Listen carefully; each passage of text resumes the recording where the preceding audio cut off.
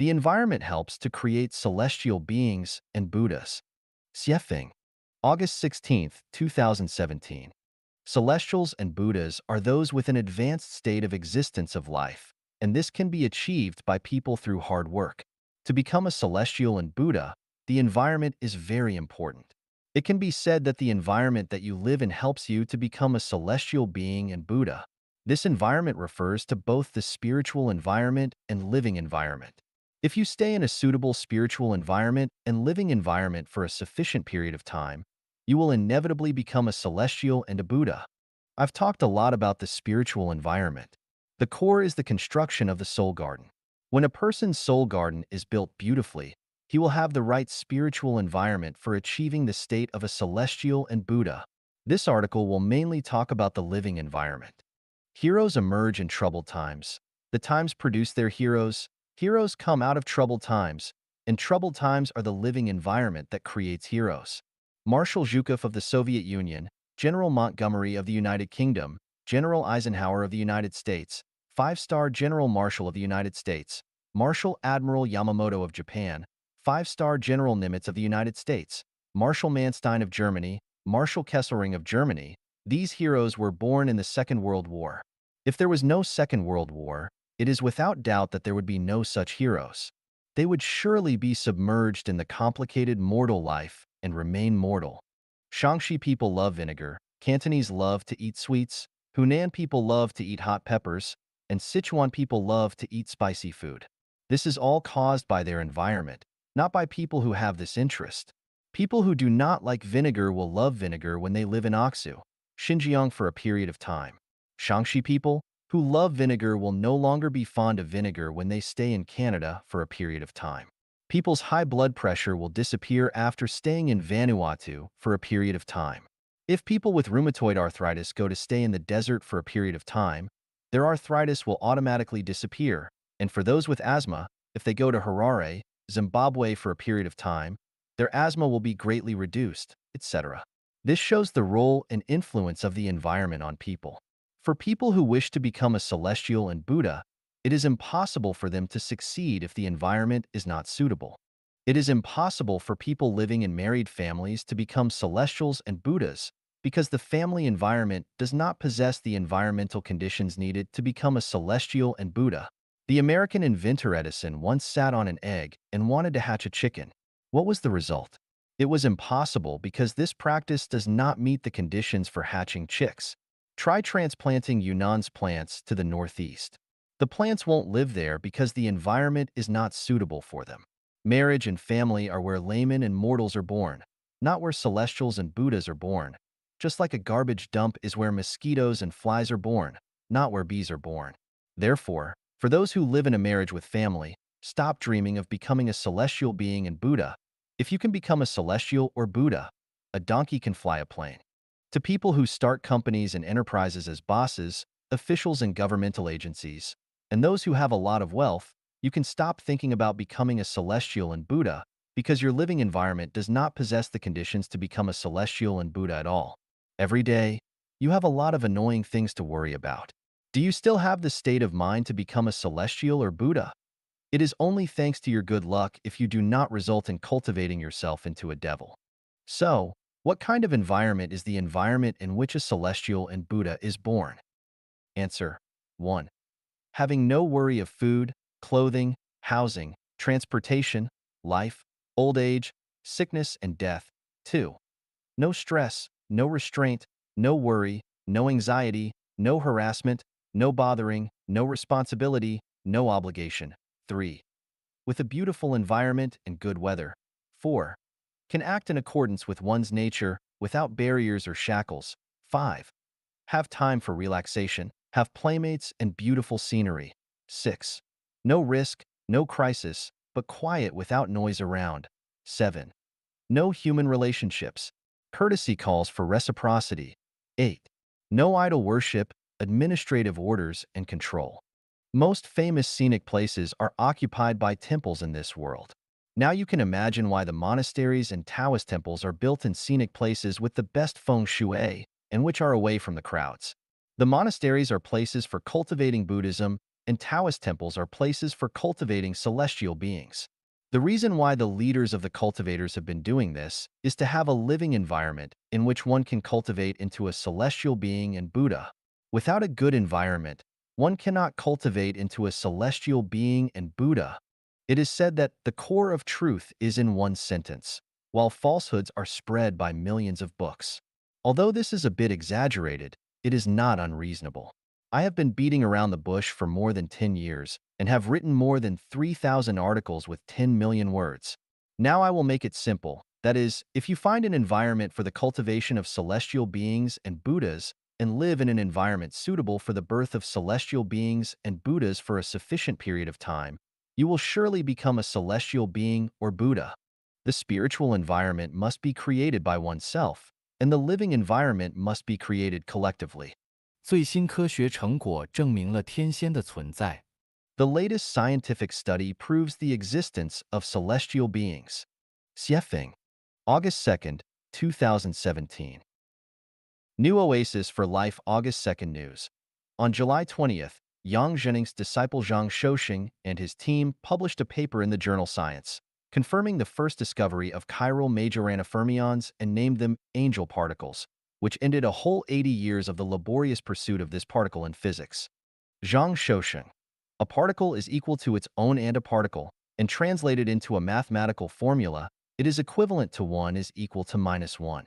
We then move -1 to the left, which means that 2 is equal to 0. When I was exploring space, I discovered the Celestial Islands continent. The people living on the Celestial Islands continent are celestial beings. When I introduced the features of celestial beings, I told you that celestial beings are a form of self-harmony. The so-called self-harmony is the combination of yin and yang, or it can be said that the celestial beings have both male and female characteristics. They are androgynous, and this is just like a Taiji diagram. Why is there such a life phenomenon? This involves the Elysium world in Buddhism. Buddha Shakyamuni wanted to lead people to the Elysium world. So, what is Elysium, and what is the Elysium world?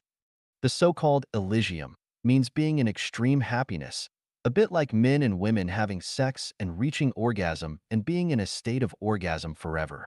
Elysium world is the time and space where life of an eternal state of bliss lives.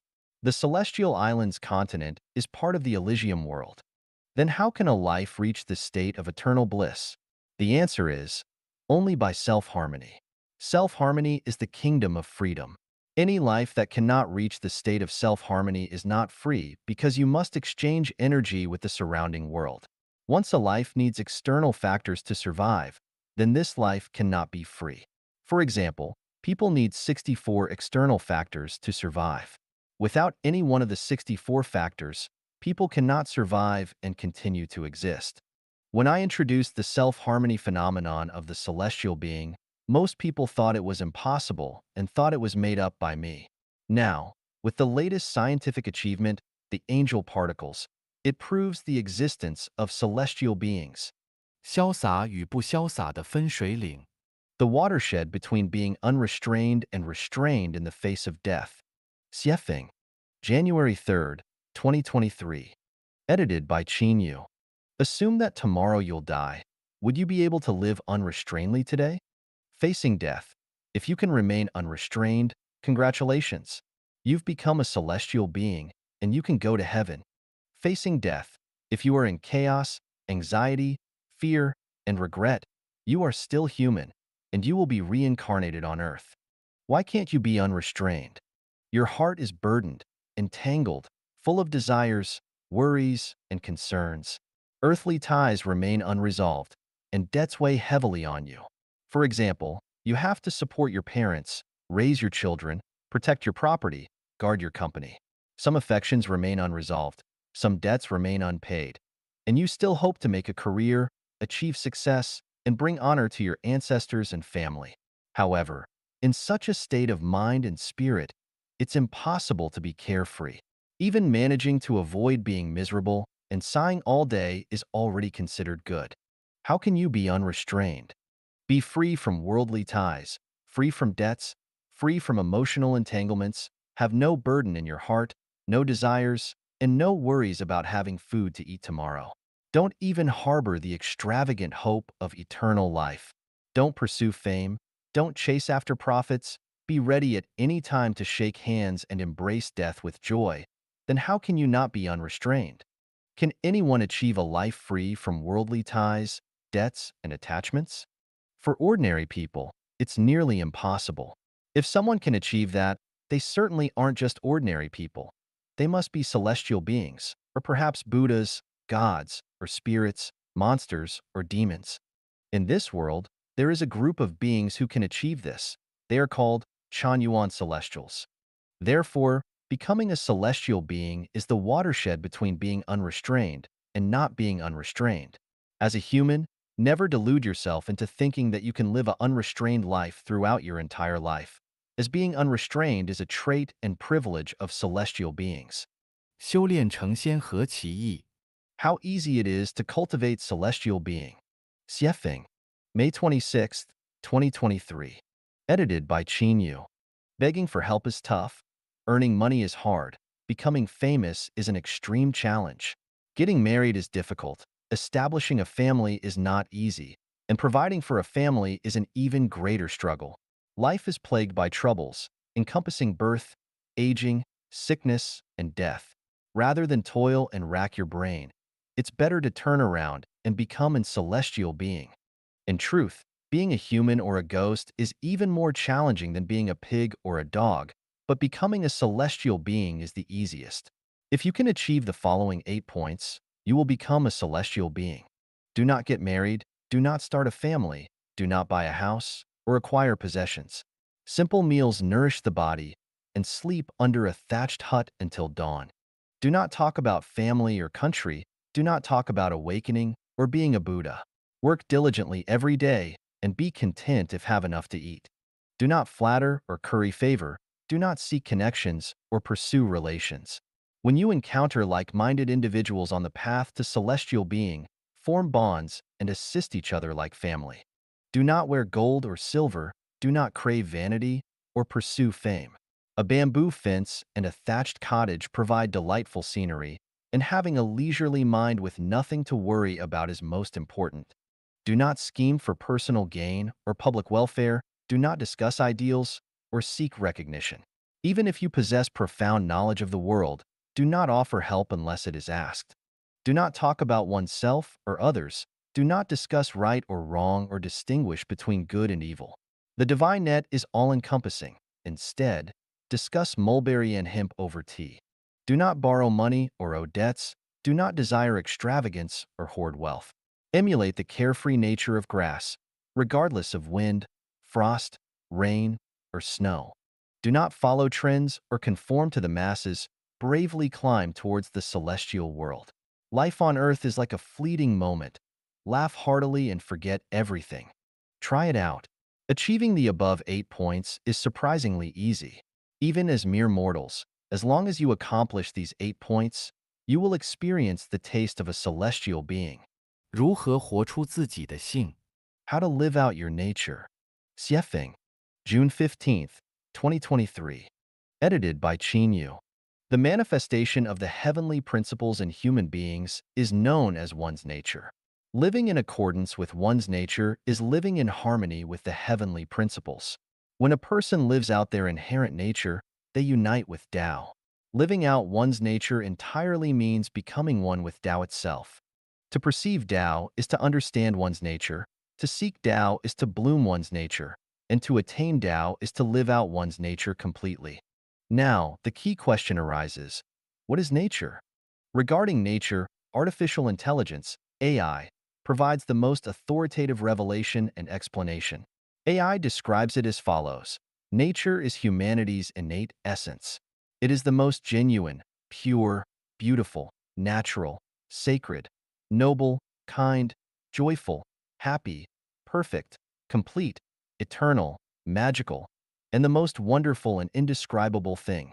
It is the most difficult to put into words, the most difficult to comprehend, the most difficult to control, resist, abandon, sever, let go of, bury, eliminate, destroy, change, imitate, forge, deceive, violate, resist, escape, refuse, deny, obliterate, ignore, neglect, or forget.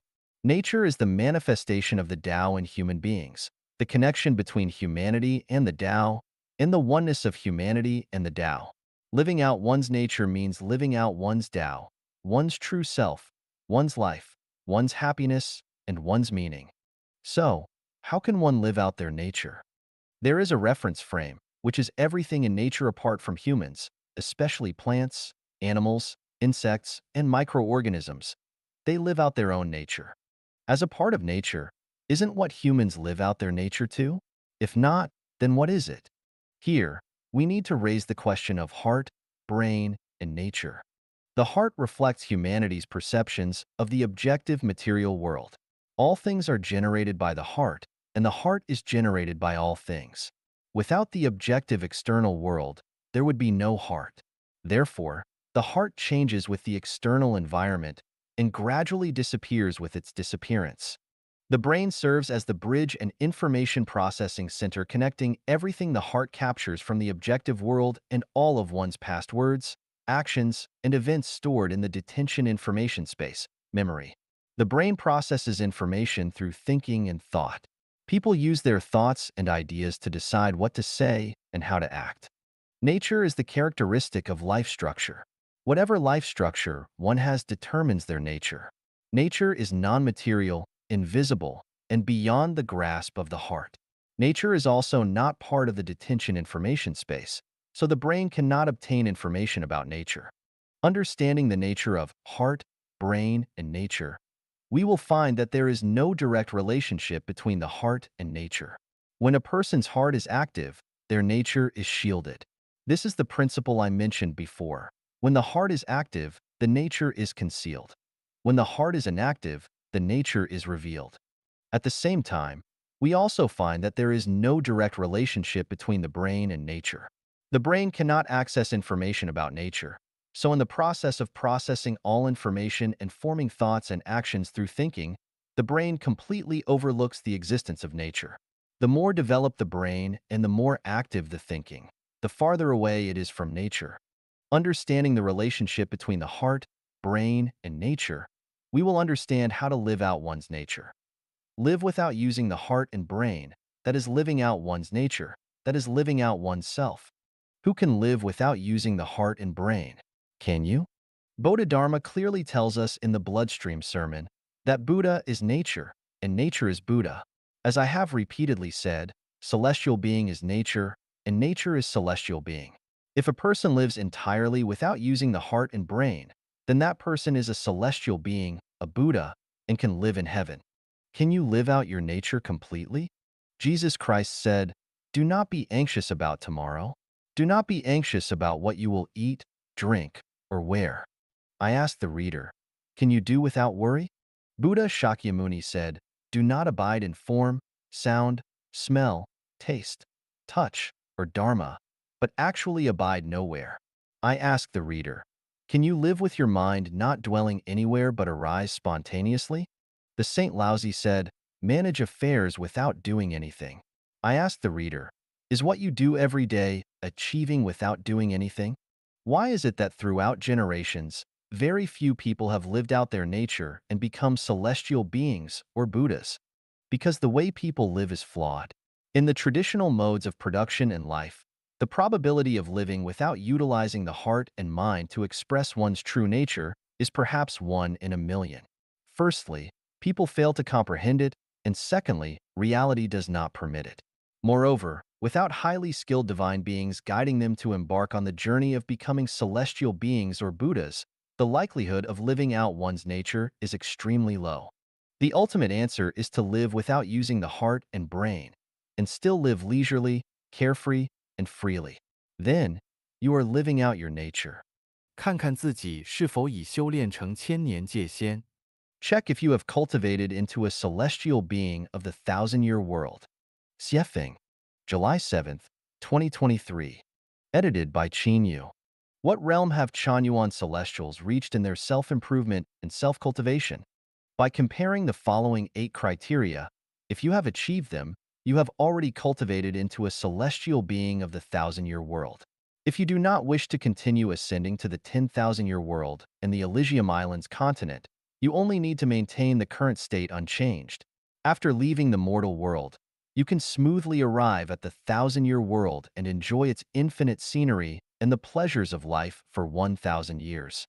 You have no worldly ties and are completely unrelated to worldly affairs. Your heart is free from entanglements.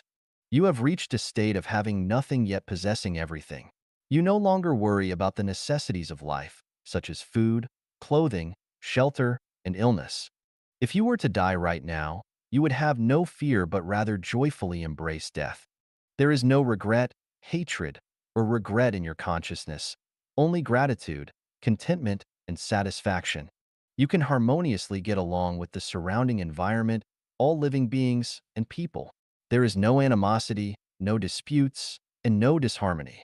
Regardless of the circumstances, you can take things as they are, associate with others by following natural come-and-go relations, act in accordance with one's intrinsic nature, and take advantage of opportunities as they arise. If asked to go to another place immediately, you could embark on the journey within a few minutes without any special attachment to people, things, or objects.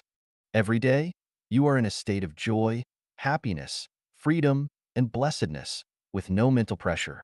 You have boundless anticipation for the future, feeling that it is infinitely beautiful and will be filled with countless beauties. Your nature can radiate and bloom brilliantly. If you find yourself in the state described by the above 8 criteria, congratulations. Best wishes. You have succeeded in your cultivation and will no longer undergo the cycle of reincarnation. Your future is bright, and the beauty of it is beyond words. If you have not yet reached the state described above, continue your journey of self-improvement and cultivation. 灵性思维要点简介。A brief introduction to key points of spiritual thinking. Xiefeng, July 28, 2023. Translation edited by Chinyo. Rational thinking is the characteristic of the virtuous, while spiritual thinking is the characteristic of the celestial. To become celestial, one needs to live with spiritual thinking. The key points of spiritual thinking are as follows. The future of life relies on visualized thinking, not on ability and wisdom. Prayer is a daily conscious activity. Without prayer, divine assistance cannot be obtained. Repentance is a necessary condition for the sublimation of life quality. Without repentance, there is no sublimation. Imagine the beautiful, and beauty will come. Imagine the ugly, and ugliness will come. Without form, one sees the truth. Without ego, one sees the true self. No attachment to the form of Dharma. If one is misled by the form of Dharma, one cannot escape the cycle of reincarnation. Only by breaking through the form of Dharma can one see heaven. Think of positive and joyful things each day to cultivate happiness within oneself. Trust in the greatest creator, worship and venerate the greatest creator. Surrender one's life to the greatest creator, and entrust one's life to the arrangement and management of Tao. Without resentment, regret, remorse, worry, anxiety, fear, with one's mind abiding nowhere and affection attached to nothing. The core of spiritual thinking is consciousness not being bound or restricted by the reality of the material world and the constraints imposed by societal norms. It is about being carefree, enjoying life as one wishes, and playing freely. The 3,000 macro worlds are all stages for my entertainment, and the infinite time and space are territories for me to roam freely. Lifting a handful of sand, transforming them into thousands of green trees is my petty skill, and creating a beautiful world is my specialty. These are already contents of advanced cultivation practices and are essential qualities for super celestial beings. 我们离天堂还有多远？ How far are we from heaven? Xiefeng, November 19th, 2023. Translation edited by Chinyo. Even if you can deny the existence of heaven, you cannot deny the existence of the second home of life Echanuan, because it is a replica and model of the lowest level of heaven on earth. To truly live a heavenly life, we need to meet the following conditions. Free from worldly entanglements, with a mind free from attachments and dwelling nowhere.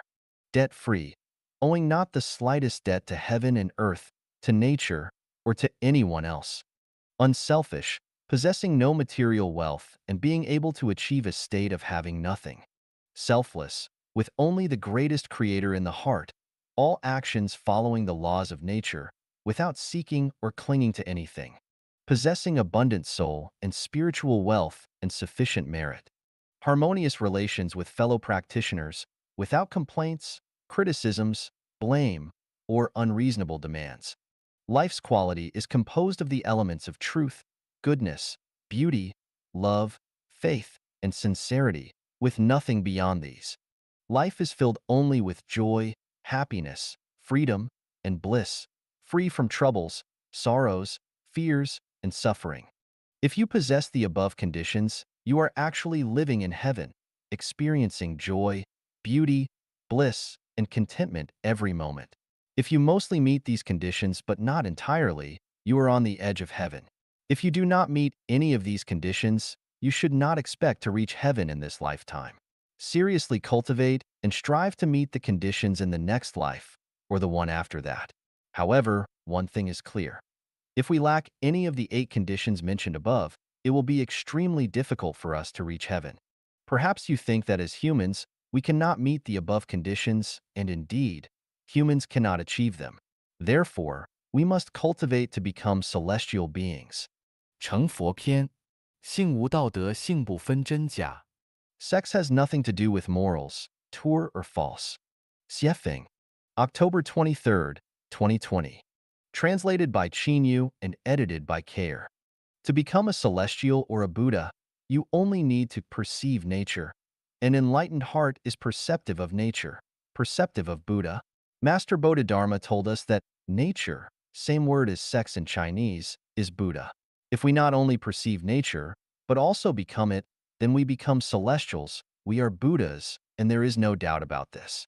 Even if you are familiar with the vast numbers of Buddhist classics, have abstained from eating meat, and have prayed for a century, no matter how clear and logical your preaching is, how much wealth you have given, how many temples you have built, or how many Buddhist statues you have carved, so long as you have not perceived nature and have not become nature itself, then you only have merit and virtue, but you still cannot become a celestial or a Buddha. Buddha is a state of being of life. It has nothing to do with morality, faith, religion, values, merits, true or false, or any definition added to it by human society. Buddha is only closely related to nature. Nature has nothing to do with morality. When you see a peony blooming, that is the blooming of peony nature. You cannot and should not evaluate the nobility and beauty of the blooming peony. In fact, when you see a blooming flower, then you have seen Buddha. It is Buddha. Do not always think that Buddha is a life like a human being. There are Buddhas everywhere in nature. As long as we perceive nature, we can see Buddha everywhere and understand what Buddha is. Nature is regardless of true and false. It is nature. There is no such thing as true or false nature. There are truths and falsehoods in words, and there are real flowers and fake flowers, but nature has nothing to do with true or false. In Buddha's world, everything is the nature of Tathagata. Everything is true without deception. Only in the human world can there be distinctions between true and false. Look at the flowers blooming in nature. Which flower is false? All are true. If you see something fake, sorry, you are not a Buddha.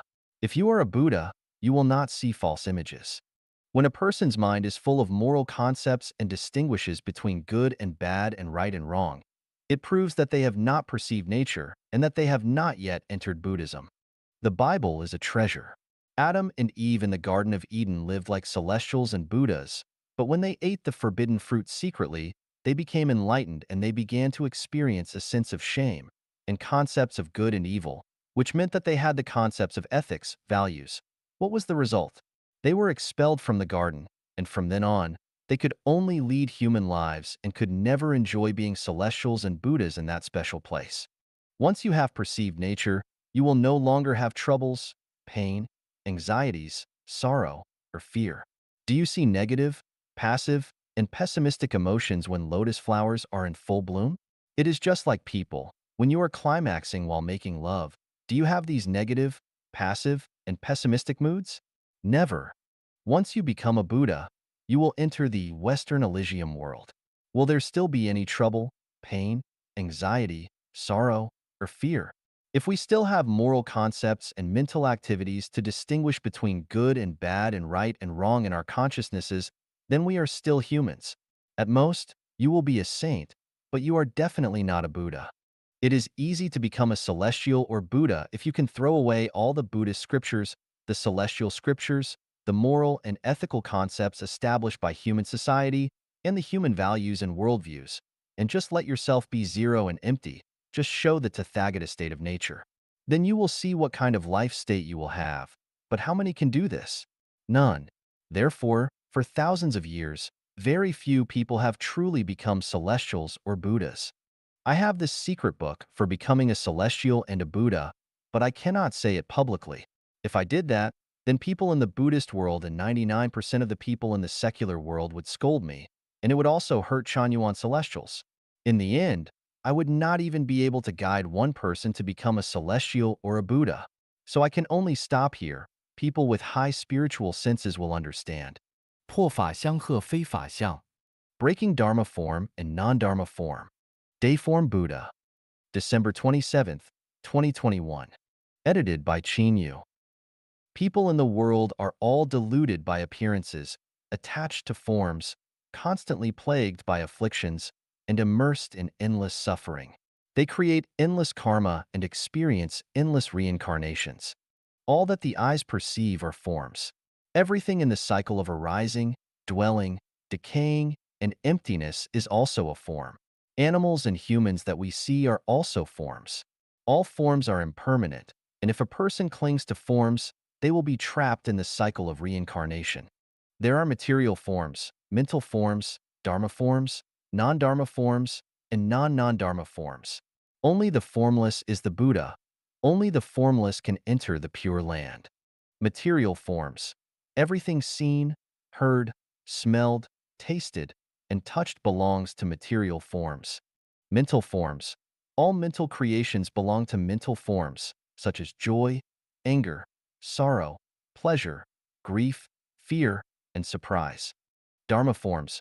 Rules, principles, systems, constitutions, laws, contracts, teachings, rituals, time, space, nations, ethnicities, political parties, religions, families, and human relationships, etc. Non-Dharma forms, teachings of saints, scriptures, thoughts, ideals, aspirations, and wishes, etc. Non-Dharma forms, emptiness, existence, void, reality, good, evil, truth, falsehood, beauty, ugliness, longevity, short life, birth, death, etc. When the state of formlessness is attained, all the above disappears from consciousness without a trace. None of the above become obstacles and shackles to entering the Pure Land. Material forms are difficult to break because they are essential for physiological needs. Mental forms are difficult to break because they are essential for psychological needs. Dharma forms are difficult to break because they are necessary for societal order. Non-Dharma forms are difficult to break because they are driven by desires. Non-Dharma forms are difficult to break because they are related to cognitive needs. When physiological needs are absent, material forms can be broken. When psychological needs are absent, mental forms can be broken. When the demand for orders is abandoned, Dharma forms can be broken. When there is no craving, non-Dharma forms can be broken. Entering the holographic order, non-Dharma forms can be broken. 生来富贵是奖励，生来贫穷是惩罚吗？ Is being born into wealth a reward and being born into poverty a punishment? Xiefeng. In Buddhism, some individuals claim that being born into a wealthy and prestigious family is due to the accumulation of good karma from past lives, a reward from the law of cause and effect. On the other hand, being born into poverty is seen as punishment for not accumulating enough merits in the previous life. Similarly, in this life, having wealth and power is believed to be a result of past accumulation of merits. Is this perspective accurate? Let's analyze it. According to the words of Jesus Christ, it is easier for a camel to go through the eye of a needle than for someone who is rich to enter the kingdom of God. Based on Jesus' warning, wealthy people are unable to enter the kingdom of God. Therefore, being born into wealth and having power and money takes one further away from heaven. This is not a reward for people, but rather a form of punishment. Imagine a child who loves to curse and insult others. One day, an elderly person passes by, and the child insults him as well. However, instead of getting angry, the elderly person smiles and offers the child a handful of candy, praising the child for his skilled insults. Now, ask yourself, is this child being rewarded or punished for his foul language? Do you think this child will have a positive outcome in the end? How is this situation different from being rewarded with material abundance and social status? Laozi said, "To weaken something, you must first strengthen it. To overthrow something, you must first support it." Another saying goes, "When heaven wishes to destroy something, it first makes it mad." From this, we can deduce that if heaven intends to punish someone, it will have them born into a wealthy and powerful family, allowing them to have money and authority. On the other hand, if heaven wishes to reward and empower someone, it will have them born into a poor family without wealth or power. As Mengzi said, when heaven is about to place a great responsibility on someone, it always tests their resolution, exhausts their muscles, deprives them of food, starves them, disturbs them, and disrupts their actions. In this way, their determination and endurance are awakened, and their abilities are enhanced. From Mengzi's perspective, if heaven wants to empower someone, it will not have them born into a wealthy and powerful family. The sum of positive and negative energy is zero, which is a law of the universe. The greatest achievement in life is not to endlessly undergo reincarnation in the human world, but to reach heaven. To reach heaven, one must possess the corresponding merits and blessings. Even if a person has accumulated blessings from their past life, if they enjoy those blessings in this life, they will be farther away from heaven. Therefore, being born into a wealthy and prestigious family, enjoying the blessings of this life, according to the law that the sum of positive and negative energies equals zero, is undoubtedly a form of punishment rather than a reward. Why does Buddhism claim that being born into wealth and having power and money is a reward for one's previous merits? The source of all Buddhist scriptures and values is the Diamond Sutra. When we explore the profound meaning of the Diamond Sutra word by word, we can't find any notion that being born into wealth, having power, or possessing money is the result of past merits. On the contrary, Buddha often speaks of no form of self and advises against dwelling on appearances, sounds, smells, tastes, and touch to give rise to desires. Seeing the Buddha through appearances and seeking the Buddha through sounds and voices are considered the path of the deviant. All conditioned phenomena are like dreams, illusions, bubbles. How can we relate wealth, power, and money to Buddhist teachings? When we claim that being born into wealth and having power and money are the results of past merits, while being born into poverty and hardship is the result of not performing enough good deeds in the previous life, this perspective is akin to flattering and fawning over the wealthy and powerful while adding insult to injury for the poor. It is neither compassionate nor empathetic towards the poor. It wounds their spirits and hearts, which goes against the compassionate nature of Buddhism. What is the purpose of practicing Buddhism and doing good deeds? Is it solely to be born into wealth and power in the next life? Is this what Buddha teaching? Or is this the temptation of the devil? 进入极乐世界的通道。The Gateway to the Elysium World. Xiefeng. August 2nd, 2023. Translation edited by Chinyo. The Elysium world is one devoid of sorrow, anxiety, confusion, worry, or fear, where only joy, pleasure, contentment, comfort, and sexual arousal exist. The Celestial Islands continent is a part of the Elysium world. Entering the Elysium world requires passing through a gateway, and that gateway is emptiness, formlessness, and selflessness. Emptiness is difficult to explain and describe in words. It can only be experienced and felt. Let me provide an example to help you understand and feel what emptiness is. It feels like a kind of awakening and the beginning of life. From a certain perspective, the awakening of sexual desire gives me the opportunity to transcend myself and awaken from the fog of everyday life. It's like leaving my body and leaving my spirit and not really caring about everything that usually seems important to me. The pause of life, like a moment of eternity, through indulging and tasting the sweetness of the strong fusion of body. A strange feeling, another dimension of my existence, drifting away and melting from the support point of my life. The above experiences and feelings are for moments of sexual climax. They include several key points: an awakening in the beginning of life, transcending oneself and awakening from the fog of everyday life, leaving the body and leaving the spirit, no longer caring about everything that usually seems important, a pause of life like a moment of eternity, and a strange feeling of another dimension of existence. What are they describing? They are describing the scenery of the Elysium world. Without self, without the body, without the spirit, life is frozen in wonderful experiences and feelings, and another self is born. This is a kind of emptiness.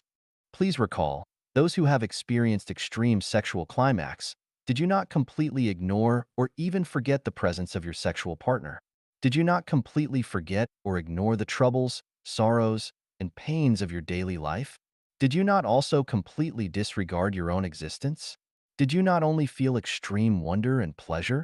Did you not feel that everything was so wonderful and boundless? In fact, this is the state of emptiness, a state of self-loss and peace of mind. Therefore, to enter the Elysium world, you must enter a state of emptiness. The state of emptiness is a state of selflessness and formlessness.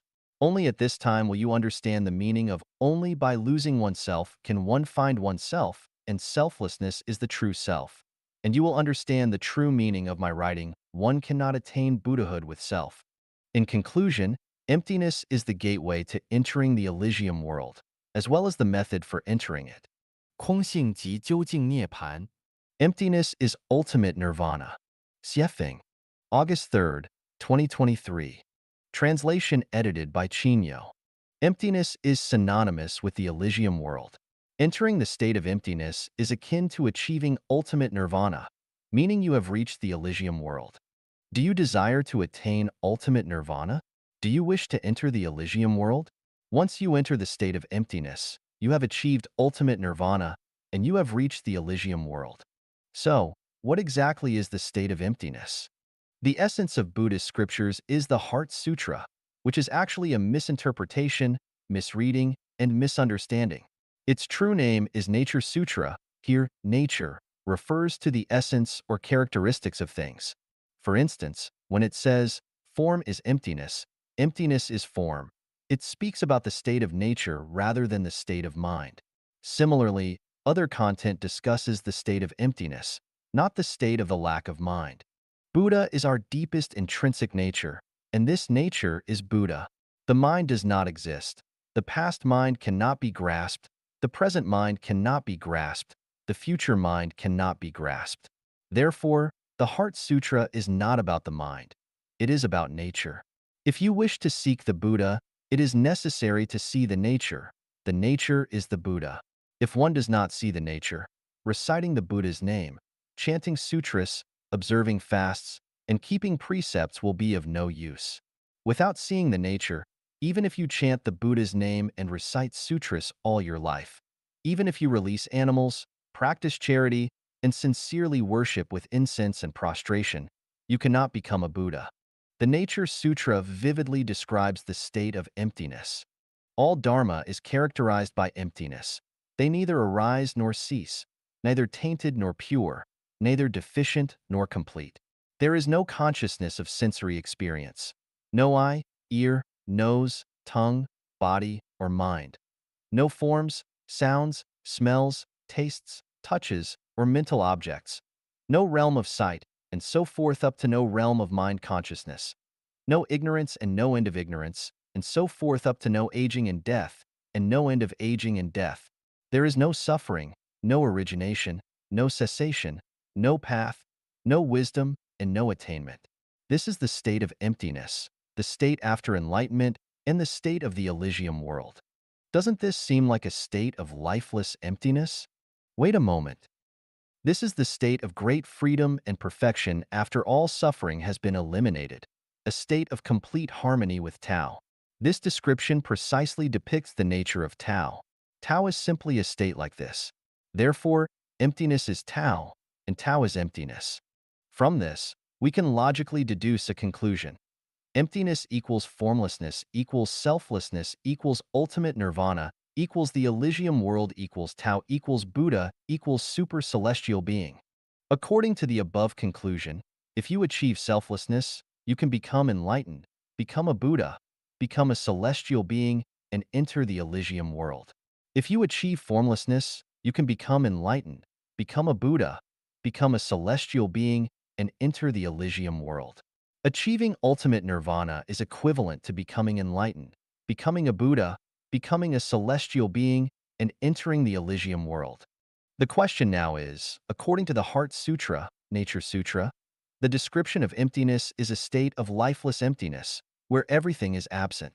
What's the point of becoming a Buddha, or becoming a celestial being? Is the Elysium world really like this state of emptiness? You see, the Heart Sutra, Nature Sutra, does not describe the scenery of the Elysium world. It only describes the path and method to become enlightened, become a Buddha, or become a celestial being and enter the Elysium world. After informing us of the path and method, it urges us to go, go, towards the other shore, follow the instructions and path. You can transcend afflictions and enter the Elysium world of great freedom. The description of emptiness is a kind of thinking cognitive, indicating a method and pathway to enter the Elysium world, but it does not describe the true scenery of the Elysium world. So how do we understand the Elysium world? This depends on the universal key I provide to unlock all the mysteries of the universe: structure, consciousness, energy. As long as the non-material structure exists, there is consciousness to mobilize all the energy of the universe. As long as consciousness exists, the universe will be full of vitality and vigor, and it can be emptiness as form. It's not difficult to understand in theory, but the challenge lies in experiencing and feeling it firsthand. Without firsthand experience and feeling, all knowledge is pale and inconclusive. What does a pineapple taste like? Even if others describe it, it remains as distant as a reflection in a mirror or the moon in water because you haven't experienced it yourself. Only when you taste a pineapple will you truly understand its flavor. Forgetting oneself to be completely relaxed and joyful. The purpose of forgetting oneself is to enter the state of emptiness, and only in this state can you be completely relaxed and joyful, which is the true scenery of the Elysium world. How do you achieve totally forgetting oneself? Follow the 8 methods of entry-level practice I wrote in The Free Holy Land, The Extinction and Emptiness of Form of Dharma. Hint: when I say, emptiness is the Elysium world, and then say, emptiness does not describe the true scenery of the Elysium world, it may seem contradictory. You can understand it like this: an apple is a fruit, but fruit is not necessarily an apple. 人生宝典，守信是高级生命的品质。Trustworthiness is the quality of high-level life. Xiefeng, June 14th, 2020. Translated by Qin Yu and edited by Kair. Credit is the invisible wealth in a person's life. If it goes bankrupt, then the level of their life declines. To measure whether a person's life is at a high level, just look at their credibility. If they are trustworthy, then their life must be at a high level. If they are not, then it must be at a low level. We can judge a person's future accurately from the level of their trustworthiness. If a country's leader does not keep his word, then that country will fall into decline. If the leader of an enterprise fails to keep his promises, then that company will go bankrupt eventually. If an individual does not keep their word, then they will play many small tricks and can never be trusted throughout their lifetime. When associating with people, we should first determine whether they are trustworthy. If they break their promise only once, then we should not trust them any longer because a leopard cannot change its spots, and this person will definitely disappoint you a second, third, and every time. In our lives, we can afford to lose anything but our credit. Once that is lost, our value will be totally lost. Therefore, it is better to lose everything, including your life, than to lose your credit because once you lose that, you will never have much chance of going to heaven. How a person's quality is does not depend on their ability, wisdom, wealth, or status, let alone their looks. It depends on their trustworthiness. If they do not keep their promises, then their quality must be poor.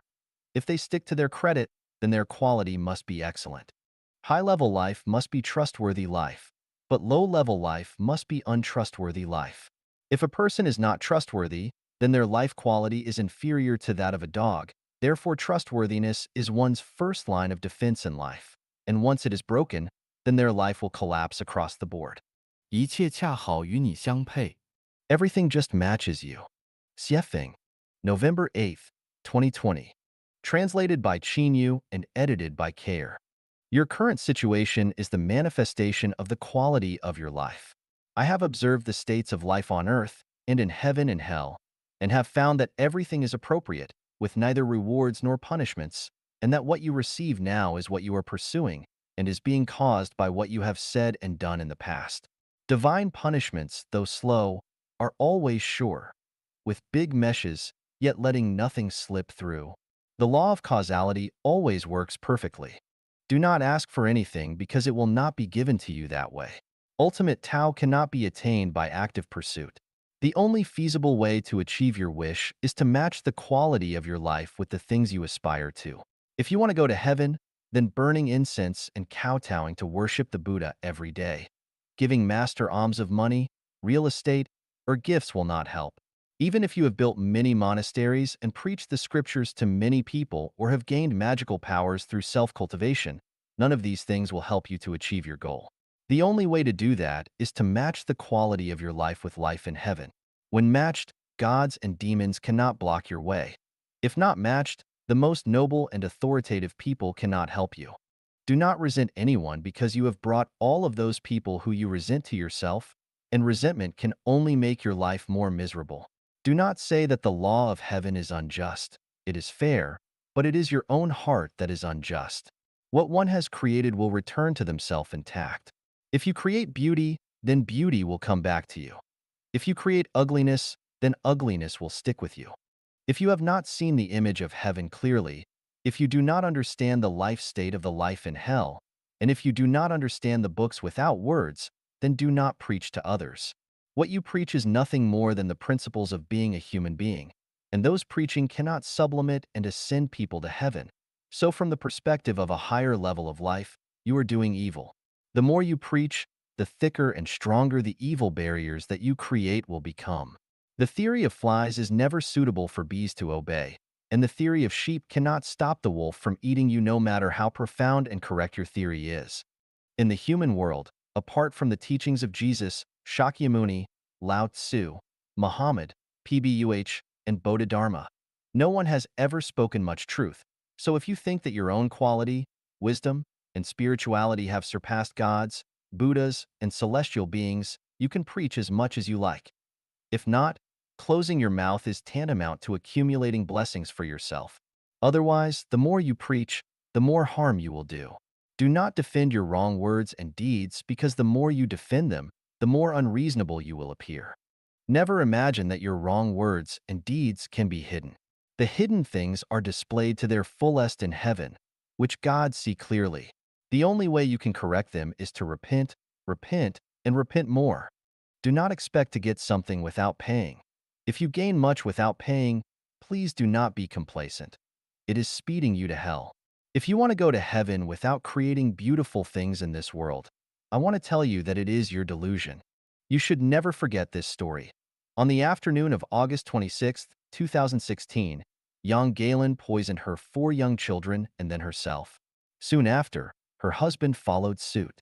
In light of this story, if you still think that years of stability are good, that my country is amazing, that the 21st century will be the century of the Chinese people, and still think that the Chinese nation will lead the world, then let me tell you that you are continuing to create Yang Galen situations.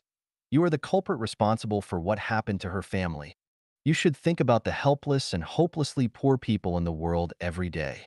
If you do not have compassion or mercy and do not want to do something for them, but feel that they deserve what they have and think about yourself all day long, then you are not qualified to enjoy a good life and your soul is not worthy of heaven.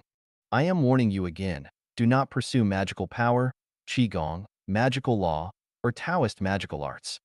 Otherwise, 9 out of 10 of you will be possessed by the devil, lose your balance, and become schizophrenic because magical power and Taoist magic arts will corrupt the program of the world. Let us listen to the teachings of Christ Jesus again. Those who recognize the world find a walking corpse, but those who find the walking corpse transcend the world. 一丝不挂者将与我融为一体。The naked will be one with me. Xiefeng. November 7th, 2020. Translated by Qinyu and edited by Care. You should always show your beauty to the outside world because when you show your troubles, pain, misfortune, melancholy, resentment, and your other ugly sides, you will not be beautiful, but rather ugly. When all people show their beauty outwardly, the world will become more beautiful. When they show their ugliness outwardly, it will become more ugly. Beauty attracts beauty and ugliness attracts ugliness. Passive, negative, and pessimistic emotions will only attract more people, things, and events of the latter. Do not expect the garbage from your mouth to attract phoenixes. When God comes to you, be naked. The more magnanimous and naked you are, the more you will be favored and protected by God. When you hide something, you cannot be one with God, and God will stay away from you. When God approaches you, be only grateful. God knows your needs. The less you ask for, the more your needs will be satisfied. The more you ask for, the less they will be satisfied. When God comes to you and tells you which way to go, but you ignore and do not abide, then you will never be guided again. You should learn to surrender yourself. When you meet God, surrender everything you have completely, which is full integration. Full integration is oneness with God, unification with God, and you will also become a God. If you try to hide anything in the face of God, thinking that it will not be known, then you are the stupidest person in the world, because God knows everything. The most beautiful things are for the most beautiful people, and the ugliest things are for the ugliest people, but do not beg for beautiful things. Instead, make yourself beautiful. When you are beautiful, beautiful things will naturally come to you. Whatever happens, you should first consider what you can give. In this way, you are connected with the sacred and noble. At that moment, if you consider what you can get first, then you are united with lowliness and you will never be noble. There are no worries or pains in heaven. If you have worries and pains, then you have nothing to do with heaven and you will never reach it. There is no marriage in heaven. Once you marry, never expect to reach heaven. You should learn how to play and amuse yourself, and do not talk about great principles all day. The more you talk about great principles, the more you will be hung in the air and will not taste the joy and happiness on the ground, nor will you taste the delicacies in heaven. Do not preach to others the truth that you do not understand. It is all rubbish. Where there is light, there is no darkness. So if you feel darkness, it is because you are not living in light. Do not doubt that the ones who bring you joy, happiness, freedom, and blessings, and make you feel relaxed and happy are angels from heaven. The ones who bring you troubles, pain, anxiety, sorrow, and fear, and make you feel sad and anxious are demons from hell. Anything that can be valued and bought with money is not of heaven, and anyone who values money is not a life worthy of heaven. In any group, do not stand out for your exceptionality or make yourself conspicuous, or that group will eventually abandon you. Glamour belongs to celebrities, but real happiness belongs to ordinary people with great wisdom but who appear slow-witted. Do not try to reason with people who do not understand reason, or try to make cats and mice get along well as a family. Do not believe that anyone can help all sentient beings before they can handle their own affairs well. Either they are digging a trap for you, or they are out of their mind. Instead of listening to what people say, it is better to see what they do. What comes out of their mouth might deceive others, but what they do will not. 让心中的神灯照亮黑暗中的道路。Let the sacred lamp in your heart illuminate your road in the dark. Xiefeng, November 8th, 2020. Translated by Qinyu and edited by Care. When you despair and are in extreme darkness, anger and shouting are both useless. It is only by lighting the sacred lamp in your heart that you can illuminate your direction and walk from your mud of despair. The sacred lamp in your heart is your firm belief and faith. If your belief and faith collapse from fear, then you will be swallowed by darkness. When darkness begins to shroud, if you consider your own gains and losses and give up the belief and faith that you have always adhered to, then you will be in the dark. From then on, your soul will have darkened and it will be a problem for you to wash away that stain. The darker the hour, the more you need to shine. If you wander, hesitate, or even wink at the darkness for self-protection, you might never be able to re-enter the light. Do not approach or surrender to lies, falsehoods, fraud, or hegemony in order to survive. You must adhere to the principle of taking facts as the basis and law as the criterion. Do not listen to the clamor of the media or gossip. Even if people all over the world are lying and cheating, it is supported by heads of government around the world, and celebrities and the well-to-do from everywhere are in high spirits for it. You should keep your bottom line in position. If you die, you should die on the way to the purest land instead of living on the grand road to hell. Your strength might be very weak and you might not be able to change the overall situation, but at least you should not become an accomplice of the darkness by shouting for it. In order to survive, you could keep silent, but never collaborate with it. If you do not know the facts, keep silent but do not jump to conclusions based on hearsay. Otherwise, when the facts eventually surface, you will regret it and be ashamed. In fact, the light has never been absent, the bank of justice has never closed down, the devil has never defeated God, and the consciences of many people have never vanished. People holding torches advance in succession. Even if it is temporarily shrouded in darkness, you must have the confidence to wait for the day when light will shine across the earth. God looks at everyone's performance from the sky and is choosing which lives will go to heaven. You must remember this soberly, and do not do wrong once, and you will never hear the end of it. You should know that power, material, prestige, media, and public opinion do not represent light. Only those who can make the people of the world live and work in peace and contentment, but never seek their own interests represent light. If you do not see the light around you, then become it. This is how you will be glorified and lifted up to heaven, and from then on you will never experience death again. Do not have a fluky mind and think that some of your secrets can be hidden. What we say and do can never be really hidden, not even our innermost thoughts. People cannot see hidden things, but the detention information space records everything without omission, and God knows every action and thought of all people very well. People can deceive each other, but they can never deceive God. The darkness will pass and the sun will rise again. AORO. Can we eat meat? Shuefeng, March 28, 2007. According to Buddhist teachings, one should not eat meat, because eating meat is killing and destroying life, which is cruel and unmerciful. People who eat meat are not acceptable to Buddhism. Another viewpoint is that the meat you eat may have come from your parents and relatives, because it may come from the animal that they happen to have been reincarnated into. Therefore, one should absolutely abstain from eating meat. Later Buddhist preachers proposed, in light of the actual situation of followers living at home, that 3 clean meat is eatable, namely, meat can be eatable if it does not come from the animal that is killed for you, that you do not want to kill, or that you have seen killed. That is to say, the meat that you eat does not come from the animal that is skilled specially for you, and you don't kill animals or see animals being killed. Tibetan Buddhism thinks that meat is eatable because Tibetans are mostly herdsmen, for whom beef and mutton are their staple food, without which they can hardly survive. Followers of Judaism, Christianity, Roman Catholicism, and Orthodox Church eat meat, but do not eat the meat of dead animals. They only eat the meat of killed animals. The Old Testament of the Bible has made a detailed classified description of the animals that can be eaten and the animals that cannot be eaten. Islamism has a strict restriction on the eating of meat. This restriction comes from the Bible. As are different from Christians, Muslims, followers of Islamism do not eat pork and carrion, because pork and carrion are not clean and thus will pollute man's spiritual nature. Besides, before killing animals, Muslims will chant scriptures to console animals and release their souls from purgatory, which reflects the mercy and care of Muslims for animals. On the basis of abiding by the Bible, the witnesses of Yahweh strictly forbid the eating of animal blood, regarding blood, not meat, as the life of animals.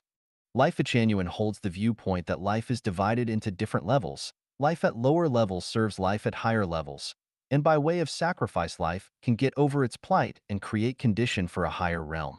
Life should serve each other, life is interrelated, and only by serving other forms of life can it attain a higher realm. Therefore, Life Genuine neither objects to not supports the eating of meat. Whether one eats meat or not depends on the actual situation. Each individual can behave according to his habits and be flexible, act in accordance with our nature, and take advantage of the opportunities as they arise. Life at Genuine has several principles with regard to the eating of meat. Do not eat the meat of wild animals, so that the chain of life can be protected and will not be cut off. When killing livestock and poultry for food, we had better learn from the Muslim approach and chant scriptures to release their souls from purgatory, offering them consolation at the end of their life and minimizing their sufferings. Let professionals do the killing, ordinary people do not do the killing, because professionals can minimize and shorten the sufferings of animals, while ordinary people are likely to bring a lot of pain to animals and may prolong the sufferings. Do not eat dog flesh, because dogs have very high spiritual nature. The higher the spiritual nature of an animal, the greater the damage will be to the person who eats its meat. Eat the cattle, goats, pigs, and chickens that have been raised specially to provide meat, and one had better refrain from eating livestock and poultry that have not been raised for this purpose. There is affection between man and poultry and livestock, which can only be felt by those who have taken great care in feeding them. I have seen cattle shedding tears, sheep looking sad, and chickens attaching to people. One cannot bear to kill those animals for which he has affection. Chanyuan celestials can have meat but should not kill animals and do not witness the killing of animals. I have said, degree eating vegetables makes one sober. Eating meat makes one bemuddled. Eating grains makes one wise. And eating chi makes one deity-like. The higher the spiritual nature of an animal and plant, the greater the damage will be to the person who eats them.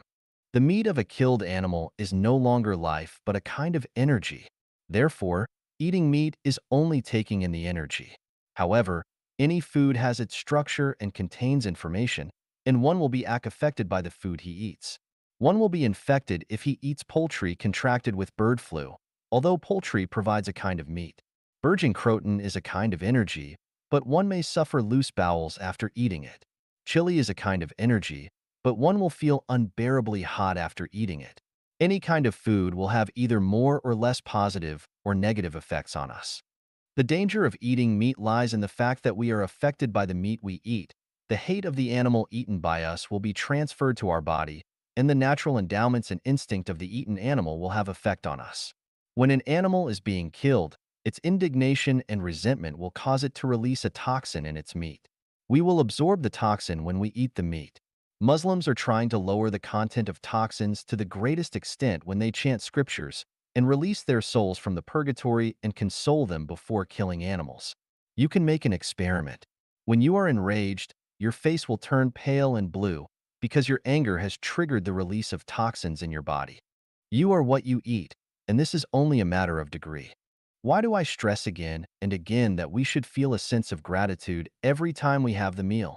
Because only with a feeling of gratitude can we convert the toxins in the food and change the structure of food to benefit our own health. Christians will make prayer to the God at each meal to thank Him for the food He has given to people. And the deep level of reason for this is to convert the toxins. You can eat whenever you want to, but you must be grateful.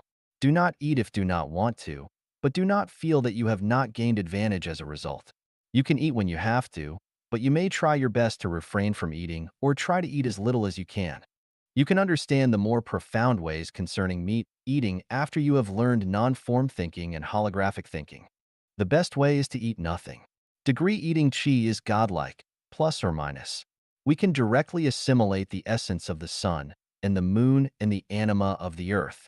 I have already offered you the key to open the Dharma eye, consciousness, structure, and energy. Any food is the conversion of energy. We eat mainly to absorb the energy contained in food. Then why do we still need to eat if we can absorb energy directly?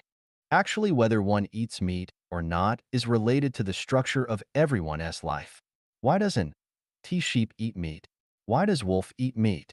This is determined by their different structure of life. With self-cultivation and self-refinery, a person who likes meat very much will gradually lose interest in it, will grow averse to it, and may feel disgusted even at sight of it. Why?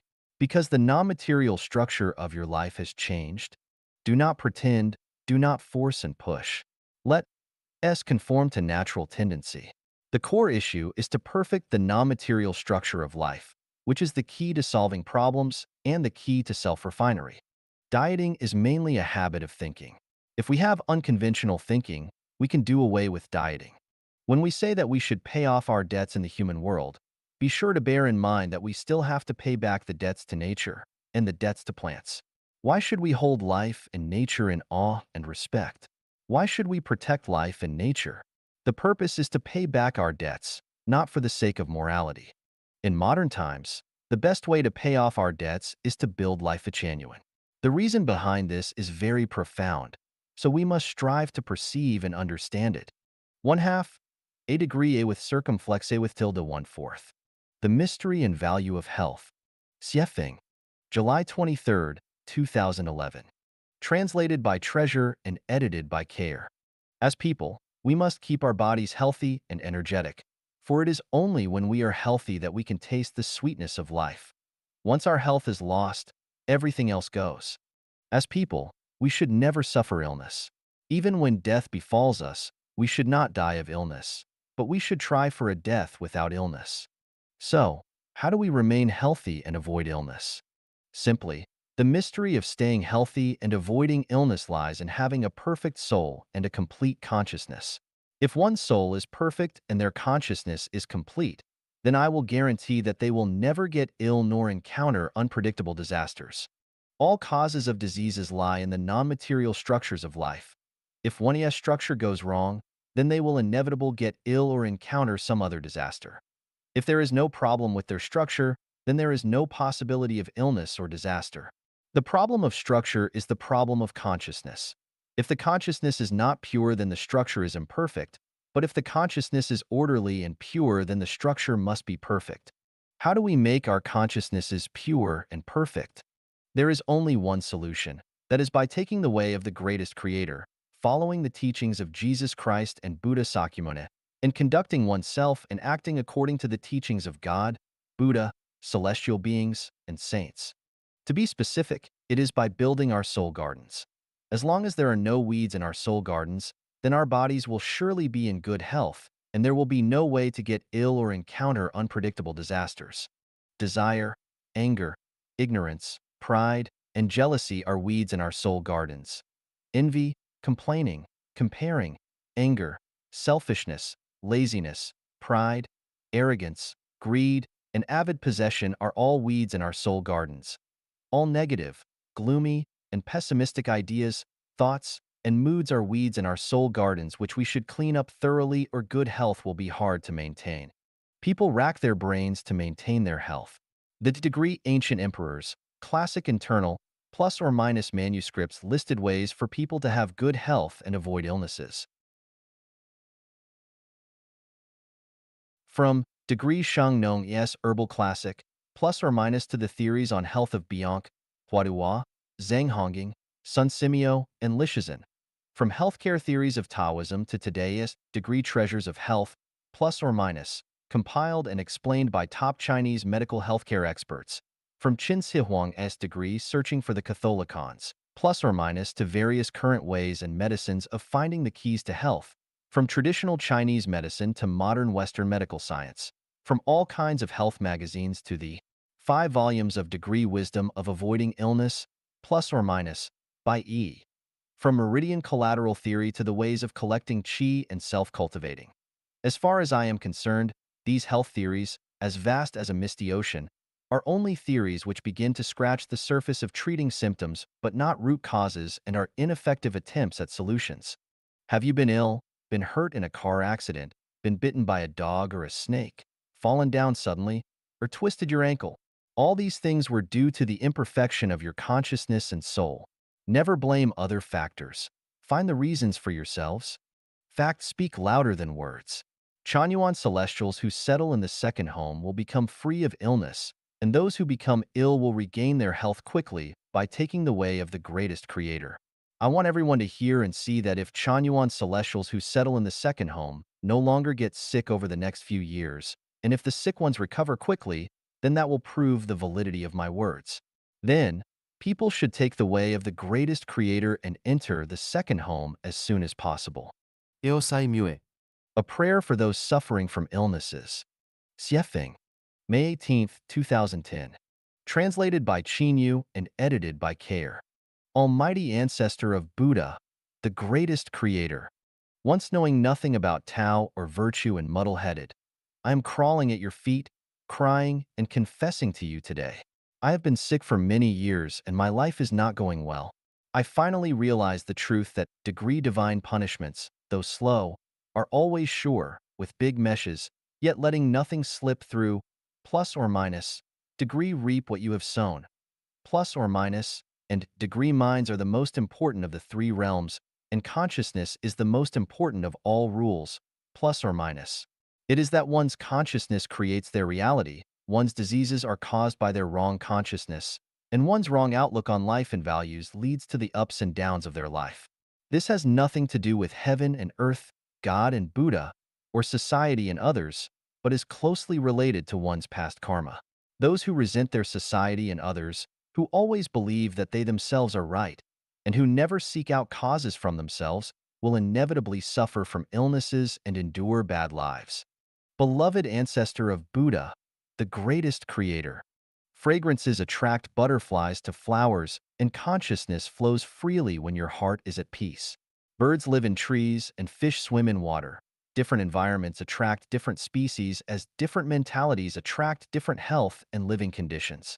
Often being angry and resentful causes diseases, and being jealous, aggressive, selfish, and greedy leads to an unsatisfactory life. Active, optimistic, and positive attitudes will invite better lives, but pessimistic, passive, and negative attitudes will invite tragic lives. I have deeply understood this truth and now have a clear consciousness, a calm feeling, a stable mood, and a tranquil mind. I have a premonition that miracles will happen to me, the disease will leave me gradually, my health will recover, my rough and unsatisfactory time will end here, and a new and beautiful life will start now. Ancestor of Buddha, the greatest creator. You are the only master of the universe, the source of life, the birthplace of wisdom, and the guarantor for a better life. I will forevermore follow you closely, be grateful to you, and never be far from you or abandon you. Without sources of living water, rivers dry up. By leaving you, diseases will be ridden and life will not be smooth. I sincerely pray that you will allow me to be your servant. Even if only a blade of grass in your garden, I would be most happy to be such. I pray for your fulfillment of my wish that your warm light will always shine on me, and your gentle breeze will always blow on me. All darkness will stay far from me, and no misfortune will visit me again, because I will be bathed in your spiritual light. I firmly believe that your boundless compassion will dissolve all my misfortunes and the shadows that hung over my heart. From this point on, my life will be as sunshine in the breeze. Beloved ancestor of Buddha, the greatest creator. Through the dawn I have seen my bright future. The thousand-year world, the 10,000-year world, and the Elysium Islands continent beckon me. Everything there is so very beautiful and peaceful. There is no fighting, killing, seizing, or robbing. There are no disasters or suffering, no sorrow or fear, no worries about food, clothing, shelter, transportation, birth, illness, aging, or death. No one possesses anything, but everyone owns everything and lives happily, joyously, freely, and blessedly every day. Flowers will bloom, birds will tweet, and radiant and enchanting spring days will never end. That this is my future, I am fully confident without the slightest doubt. Starting today, I will move closer to the kingdom of heaven with each step. Almighty ancestor of Buddha, the greatest creator. As long as I am with you, boundless miracles will happen, all my illnesses will disappear, and my unhappy situation will change quickly. I pray that you will continue to bless me and invigorate me with energy. From now on, I will no longer get angry at or resent others, and will no longer wander or be discouraged or depressed. I will deal with people with a positive and optimistic attitude, cultivate a generous and open mind, and pursue perfection bit by bit. Under your guidance and protection, I will cultivate towards a better state to embrace my new life and future. O ancestor of Buddha, my heart is Bodhi, my roots are deep, my leaves are lush. I am free and at ease, without worries, anxiety, fear, inverted dreams, Spiritual light illuminates my universe, and the Dharma body covers my world. My mind is clear, my consciousness is pure, and the light of my nature is perfect and full of vitality. Auspiciousness follows me, and luck comes to me. Prosperity is wherever I go in this world or in heaven, and all is in harmony. You lead in heaven, I walk on the earth, and the distant shore is closer. I will travel by day and night, and all my wishes will be fulfilled. Amen. Superscript 2, Superscript 1 CIO. How to be free from the mortal body during meditation. Xiefeng. Translated by Qinyu. Edited by Peter. Find a secluded place with singing birds and fragrant flowers, unobstructed space, and cleanliness. Invite a close friend to guard you, so that insects, snakes, and scorpions cannot come close, miscellaneous people will not come around, and no one will be shouting and the sounds of horses and cars will not disturb you. Sit, cross-legged, quietly, not limited to full lotus or half lotus. Just sit casually. Straighten the body, relax, make the joints respond accordingly, neither leaning nor bending. Loosen your clothes and belt. If there is a little uneasiness, move slightly to adjust yourself so as to be more comfortable. Keep quiet for a while. When the body and mind are stable and the breath is peaceful, then put your tongue against the roof of your mouth where the lips and teeth meet. Then gradually look at eye level and slowly close your eyes. Then start to adjust your breath, not breathing deeply or heavily, but let your breath be thin and long, with no thinking, no notions. Just sit quietly. In the first few days, the trees may prefer to be calm, but the wind will not subside. The kindness and enmity in the world, the merits and demerits, will be reflected in your mind one by one. You cannot drive them away, and you cannot dispel them because when you drive one away, another emerges. In the middle few days, self-desires will prevail, ideals, fantasies, and delusional scenes begin to appear in your mind, which you will not be able to make clear or to make them be in order.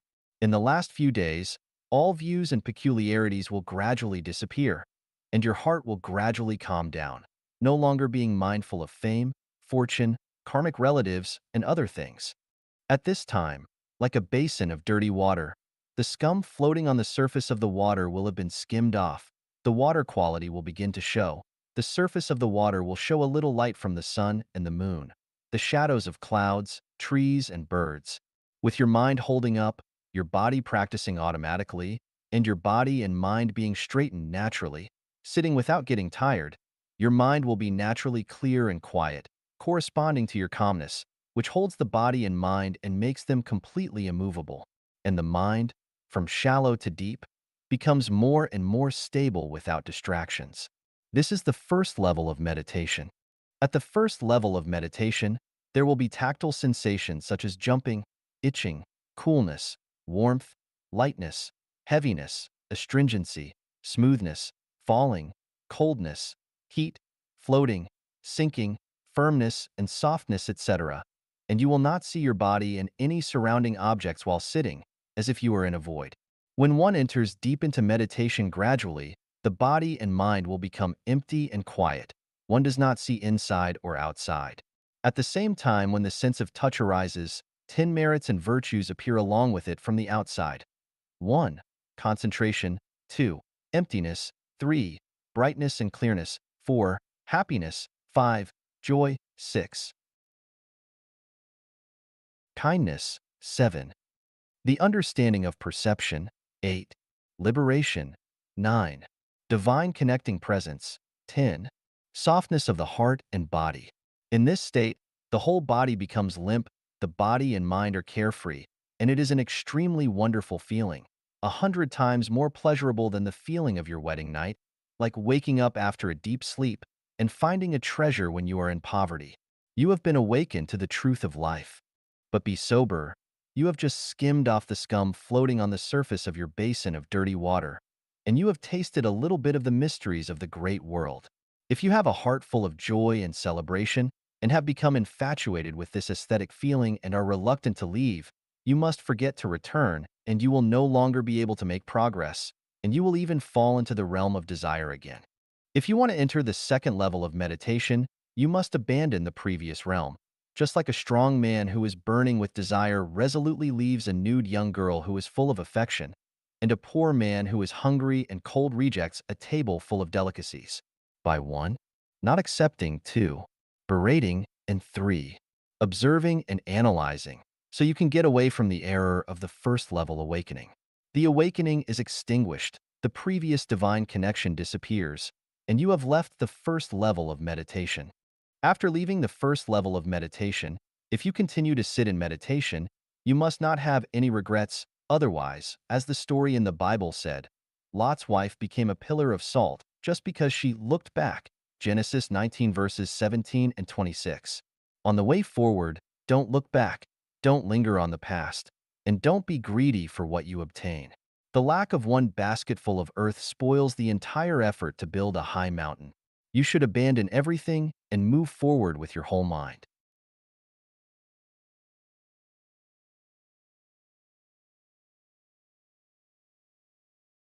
Over time, before you know it, you will suddenly see a hungry tiger pounce on you, or a poisonous snake hissing and attacking you with its head up, or a monster with a green face and fangs opening its bloody mouth to bite you, or a headless ghost with its 5 pointed fingertips trying to grab you, or you may see a gentle and graceful fairy with ribbons fluttering on her body, floating towards you on auspicious clouds and melodic fairy music, or see the beautiful scenery, which is attractive, with many pavilions and towers among the green mountains and green waters covered by clouds and mist. Among the towers and pavilions, there are girls smiling and chasing each other. Several sensual beauties even make eyes with you and wave to you, and so on. These are the impurities in your spirituality, which are demonic. The scenes you see are illusory and unreal. They do not come from the outside world, but from within yourself.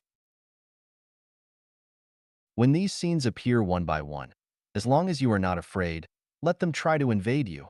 But don't take the bait. Allow them to seduce you and keep still, and all kinds of illusions will gradually disappear. At this time, the impurities in your dirty water have been filtered out, and your water gradually becomes clear, and the true nature of the water will begin to appear. At this time, all phenomena in the vast world will be clearly reflected in this basin of water, and your heart will suddenly be clear and will shine. Concentration and happiness will emerge, just like a person coming out of the darkness, suddenly seeing outside that the spring is bright, the wind is gentle, the blue waves in the lake are rippling, the mountains are covered with green and various shades, the valley is full of fragrant flowers and birds are singing, white clouds are floating in the blue sky. What a peaceful scene. This is the second level of meditation. At the second level of meditation, not only are there 10 kinds of merits and virtues that are generated from within, but also you will reach 4 realms. 1. Inner purification. 2. Pleasure. 3. Joy. And 4. Peace of mind. Inner purification refers to the realization that your mind corresponds with your consciousness from the body, which corresponds with your consciousness in the first level of meditation, reaching of the manifestation of the direct Buddha nature from the awakening of your mentality.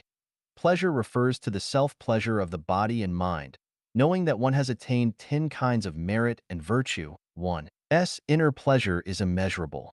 Joy refers to tranquility, delight, and cheerfulness, continuous beauty and joy. Peace of mind refers to escaping a catastrophe, the denial of suffering and joy, that the way ahead is clear, the fairyland is near, the mind is unmoved, and this state of mind is not easy to alter. It must be understood that the joy produced in the second level of meditation is low-level joy, which is impure, and there is no such joy in real spirituality, Buddha nature. This joy comes from your body, so you should observe your mind and examine this joy. Not only should you refuse it, but you should also berate and reject it. If you do not accept it, it will silently fade away. Only this joy comes from the core of the cells and the depths of the soul. To abandon it, it can be said that the road to Shu is harder than scaling the sky afar. If the joy only comes from the heart, it is easy to do. The key is that it does not all come from the heart. Just like an animal, even if its heart is cut out, the cells and other parts of its body are still moving. This joy is full of capillaries and nerve endings of the whole body. If it is not restrained, it will disturb the heart and make the heart intoxicated. The elimination of joy mainly depends on wisdom and mind power. In the process of meditation, As long as good things happen, don't be greedy and nostalgic. You must berate and not accept it, and joy will disappear by itself. Just like the Tang monk went to the western heaven to acquire scriptures, if he is greedy for wealth and honor, for the back garden of the king of the kingdom of women, for the 1,000 kinds of conjugal love and 10,000 kinds of amorous feelings the jade hair from the moon will bring to him, he will never reach the western heaven and will never get the real scriptures. After subduing the obstacle of the second level of meditation, your mind will become calm again. Continue to sit quietly and adjust your breath, and gradually, you will feel refreshed, and your whole body will be filled with contentment and simplicity. You will remain in this state for several hours, or several days, or several months. Then many mirages appear, like dreams, such as seeing yourself as a king, accepting the worship of all the officials, being surrounded by beauties in the harem, being filled with indescribable joy, endless pleasure, or seeing yourself walk on air and flying to the Penglai Fairy Pavilion.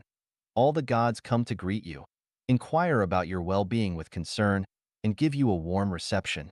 Some invite you to eat peaches on a certain fairy mountain. Some invite you to go to a certain cave to appreciate its treasures, and some invite you to go to a certain tower to enjoy the scenery of the mountains, etc. Or you see yourself being invited by the Jade Emperor, and you sit next to the Emperor. In front of you are countless delicacies from the mountains and seas, and much delicious fine dining. The Jade Emperor affably persuades you to drink. With countless gods standing on both sides, you feel that you are extremely majestic, great, and glorious, etc. The reason why you can see these kinds of scenes is because you have self in your heart, and self is still an impurity. You then remember that during the second level of meditation, your basin of dirty water has filtered out the impurities and has become a basin of clean water. But this clear water is by no means pure water, H2O, and there are compounds and plankton in it that cannot be seen with the naked eye. If these impurities are not removed, your pure spirituality, Buddha nature, will still not appear. The purpose of the first level of meditation is to transcend the realm of desire. The purpose of the second level of meditation is to transcend the realm of form, and the purpose of the third level of meditation is to transcend the realm of formlessness. When you have a degree self, plus or minus in your mind, you are still in the five elements, still in the cycle of life and death. So, when you see yourself becoming a king, praised by the immortals, and invited by the Jade Emperor, don't accept it, but run away quickly. Don't look back and don't be reluctant to leave. Run away. Escape. Escape. Flee until everything is gone. Nothing is left, and even you have disappeared. Everything is empty, and you have reached the third level of meditation. At the third level of meditation, you have become an immortal. The biggest feature of this level is a much reduced diet. If you sit in meditation, you won't think about food for 10 or 8 days. Because of the low energy consumption, you don't even need to eat and drink, forming your own small universe system.